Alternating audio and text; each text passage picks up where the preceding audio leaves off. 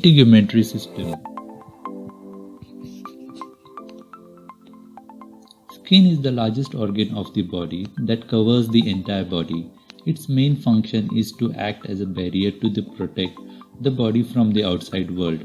It also functions to retain the body fluid, protect against disease, eliminates waste products, and also regulates body temperature.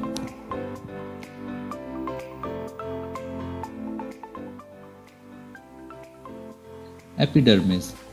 The epidermis is the outermost of the three layers that makes up the skin. The epidermis layer protects the barrier to infection from environmental pathogens and regulates the amount of water released from the body into atmosphere through transepidermal water loss. Dermis. The dermis is the layer of the skin that lies beneath the epidermis. It is the thickest layer of the skin and is made up of fibrous and elastic tissue. Thus it provides the strength and flexibility to the skin. Hypodermis. The hypodermis, also called as subcutaneous layer or superficial fascia, is a layer directly below the dermis and serves to connect the skin to underlying fascia, that is fibrous tissue, of the bones and muscles. Now let's see what are the layers of epidermis. The epidermis of the thick skin has 5 layers. The first layer is stratum basal, then stratum spinosum, stratum granulosum, stratum lucidum, and stratum corneum.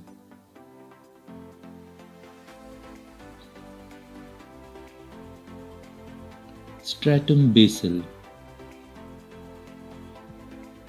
The basal layer is the innermost layer of the epidermis and contains small round cells called basal cells. The basal cells continually divide and new cells constantly push older ones up towards the surface of the skin.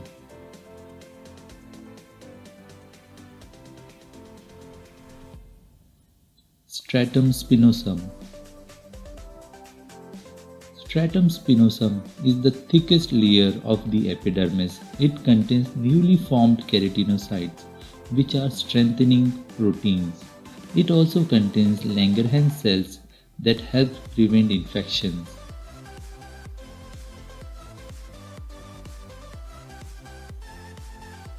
Stratum granulosum.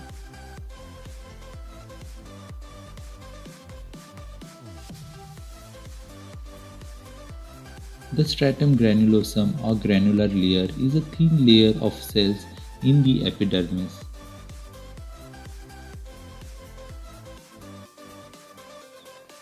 Stratum lucidum. The stratum lucidum is a thin clear layer of dead skin cells in the epidermis named for its translucent appearance under a microscope. This layer is present only in skin of the palms and soles.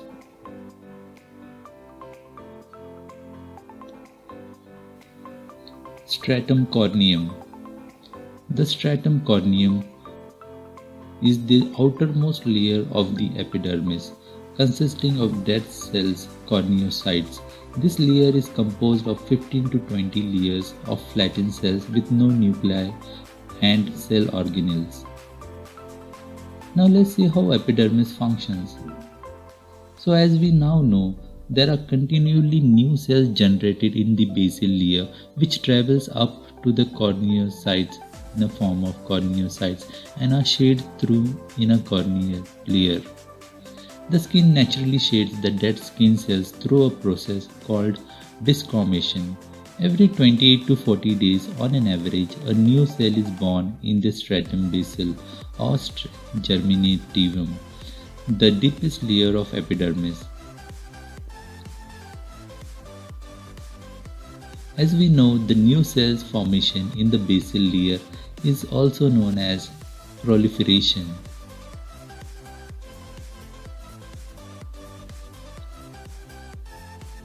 The cell travels up through the epidermis until it reaches the uppermost layer of the skin, the stratum corneum. Once the cell reaches this layer, it is rough, dry, flaky, what we consider a dead skin cell. Ideally, new cells continue to arrive at the skin surface, pushing the older cells off from beneath. This disformation process happens over the entire body. Now let's see dermis. The first layer of dermis is papillary layer, and it is the layer which is more superficial of the two layers and lies beneath the epidermis junction. It is relatively thin and is made up of loose connective tissue. The second layer of epidermis is reticular layer. A reticular layer is the deeper and thicker layer of the epidermis, which lies above the subcutaneous layer of the skin. It contains dense connective tissue.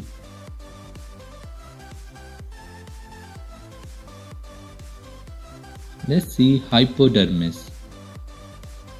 As we know, hypodermis is the third layer of the skin. The hypodermis or subcutaneous layer or superficial fascia lies between the dermis and underlying tissues and organs. It consists of mostly adipose tissue and is the storage site of most body fat. It serves to fasten the skin to the underlying surface, provide thermal insulation and absorb shocks from impacts to the skin. Thanks for watching.